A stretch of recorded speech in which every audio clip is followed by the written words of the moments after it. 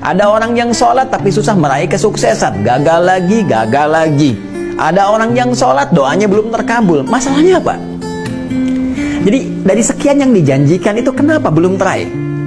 Ini pun teman-teman sekalian tidak luput dari keterangan Al-Quran, tidak luput dari jawaban Al-Quran. Bahkan sebelum saya, Anda, kita bertanya, Allah sudah lebih dulu menyampaikan keterangan kepada kita. Ada dua penyebab yang paling utama yang menjadikan seseorang yang menunaikan sholat berpotensi tidak meraih satu atau bahkan lebih di antara keutamaan yang dimaksudkan.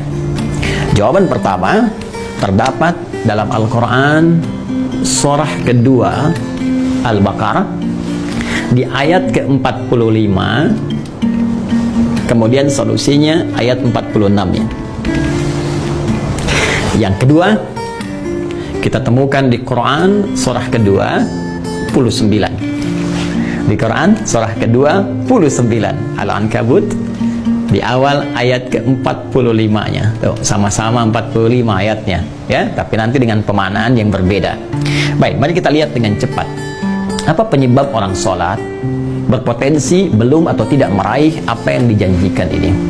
Yang pertama di Quran surah kedua Al-Baqarah di ayat ke-45 Allah menegaskan. Perhatikan kalimatnya.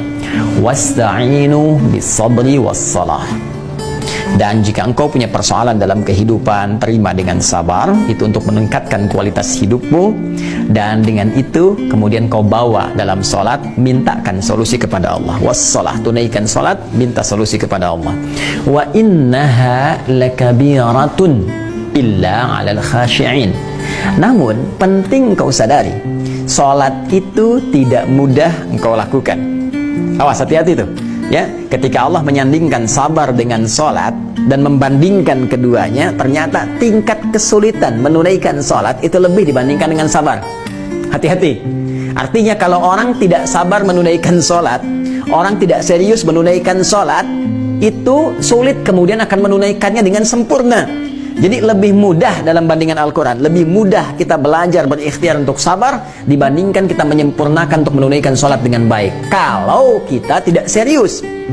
Nah, tapi Allah tidak berhenti sampai situ, supaya Anda tidak bertanya, kalau begitu, kalau sholatnya berat, kenapa kita diminta menunaikan? Hei, belum selesai ayatnya. Allah berikan jalan supaya sholat ini mudah ditunaikan oleh kita. Tapi kalau Anda nggak ikuti jalannya, tetap akan sulit bagi Anda. Jelas, seperti Anda nggak tahu ilmu sabar. Karena nggak tahu ilmu sabar, susah bersabar. Nggak tahu ilmu sholat, ya susah sholat dengan baik. Maka ayatnya kemudian memberikan penjelasan kepada kita, illa 'alal khashi'in, kecuali bagi orang-orang yang khusyuk dalam sholatnya. Jadi untuk menjadikan sholat itu termaknai, sholat itu mudah kita tunaikan, sholat itu benar kita tunaikan, kata Al-Quran pertama, tunaikan sholat itu dengan khusyuk. Ini poinnya, khusyuk. Jadi kalau kita ingin meraih keutamaan-keutamaan ini yang dijanjikan, hal-hal yang tadi dimaksudkan, maka syarat pertama kata Allah, tunaikan dengan khusyuk. Kalau nggak khusyuk jadi berat sholatnya. Kalau nggak khusyuk jadi beban sholatnya. Jangankan saat menunaikan sholat, saat dengar azan pun jadi seakan beban. Suara apa ini?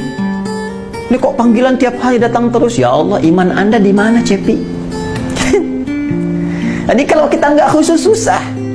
Nah, karena itu penyebab yang pertama, kalau ada orang belum meraih apa yang dimaksudkan, boleh jadi sholatnya belum khusyuk. Pertanyaan susulannya, bagaimana supaya kita bisa khusyuk sholatnya ya Allah? Bagaimana cara khusyuk yang baik itu?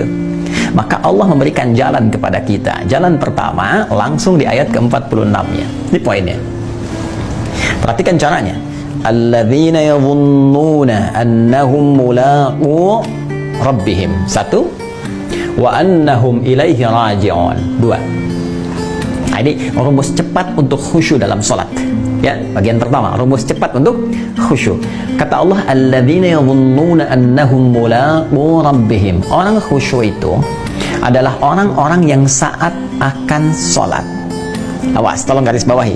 Ternyata khusyuk itu dimulai fasenya dari sejak akan sholat. Jadi jangan langsung dipahami saat sedang sholat. Ya, karena ternyata kekhusyuan itu, untuk mendatangkan kekhusyuan, fasenya dimulai saat akan sholat. Nah, orang khusyuk ini udah kelihatan saat akan sholat. Bagaimana penampakannya? alladzina yadhunnuna annahum mulaqu rabbihim. Orang-orang yang khusyuk itu adalah orang-orang yang saat akan menunaikan sholat, dia sudah menyiapkan diri dan merasakan akan menghadap kepada Rabbnya.